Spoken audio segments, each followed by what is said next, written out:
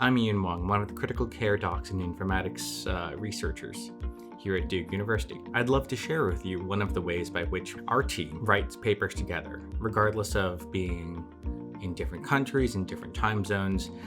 Using some group tools like Google Docs and Paperpile has been super helpful for us.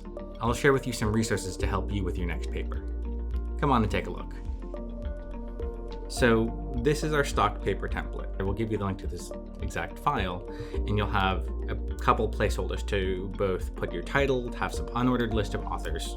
Easiest thing, don't get started in arguing about authorship order yet. It's good to have discussions, but then some of these things will actually happen as people contribute more or less. You'll end up understanding the order of authors later. You'll have to be able to put in your number of institutions and target journals to write for.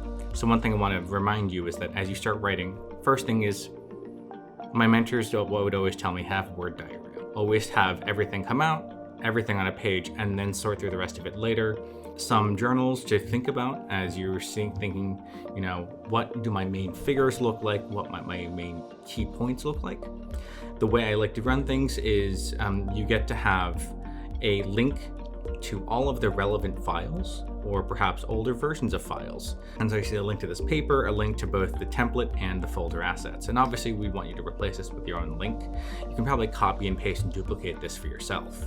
We have a table of contents just for easy reference, along with a set of page numbers for every reference. Some placeholders obviously for your abstract, key points, background, methods, results, discussion. As long as things are there, start putting ideas down.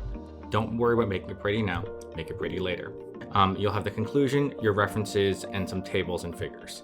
Let's start with some figures first. I've gotten you, for example, just a placeholder. Delete this, put in, for example, your flow diagrams, put in your table 1 for your patient populations, for example. Start with something simple, and then at least start putting out some ideas. Don't worry about cutting to figure limits now.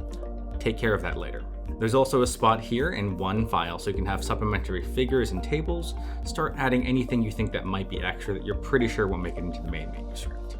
And just to show that as you want to add more text in the background, let's say that you want to cite a new citation. So either click on this Paperpile Insert Citation, or do Control-Shift-P in Windows or Command-Shift-P in Mac, and you should be able to pull up this citation pop-up. Let's look up another citation. Here's one that we already listed for you. Here we go. Add citation. That's it. You just need to format it, and we can do the rest later. I'll talk to you guys later.